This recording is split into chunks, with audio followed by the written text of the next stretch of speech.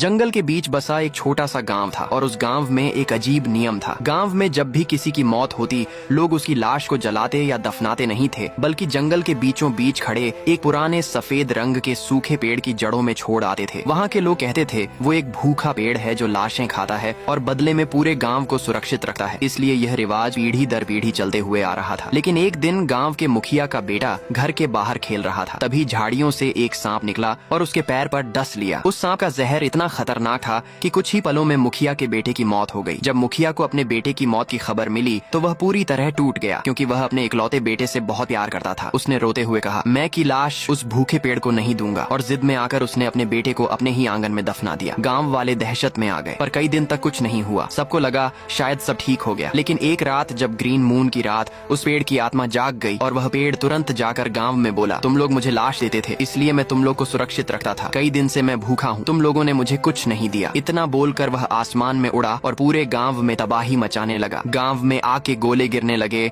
और आधा गांव समाप्त हो गया। गांव के कई लोग मर चुके थे और जो लोग बचे थे वह परेशानी और दर्द में मुखिया के घर पहुंचे और मुखिया से मदद की गुहार लगाई। मुखिया दर्द और हर हस्त होकर तुरंत 3 यूट्यूबर को बुलाया और उनको सारी बात बताई। तीनों यूट्यूबर बोलते हैं, मुखिया जी तुम टेंशन मत लो, हम लोग गाँव को बचा लेंगे। इतना बोलकर तीनों लोग चल दिए पेड़ को समाप्त करने। सबसे पहले अमित भाई जाते हैं। अमित भाई ने पेड़ के ऊपर कई गोलियां चलाई, लेकिन पेड़ को कुछ नहीं हुआ। फिर पेड़ अपनी टहनियों से अमित भाई को जकड़ मार दिया। फिर उसके बाद ज्ञान भाई जाते हैं। ज्ञान भाई ने भी कई गोलियां चलाई, कई प्रयास किया, लेकिन पेड़ को कुछ नहीं हुआ। फिर पेड़ में अपने मुंह से एक बिल्ली निकली और बिल्ली ने ज्ञान भाई को समाप्त कर दिया। दोनों यूट्यूबर तो मर गए गाइस। अब आखिरी उम्मीद सिर्फ रजिस्टर बचा था। रजिस्टर पेड़ के पास जाता है। पेड़ रजिस्टर को मारने वाला होता है, लेकिन उसको देखने से पहले गाइस मुझे कुछ पबजी वालों ने चैलेंज किया है। उन्होंने कहा कि फ्री फायर की ऑडियंस कम है और पबजी की ऑडियंस ज्यादा है। तो गाइस आपको कुछ नहीं करना है, बस वीडियो को लाइक करना है, चैनल को सब्सक्राइब करना है और कमेंट में राइस्टर को पसंद करने वाले लाल दिल भेजें और पबजी को पसंद करने वाले काला दिल भेजें। देखते हैं गाइस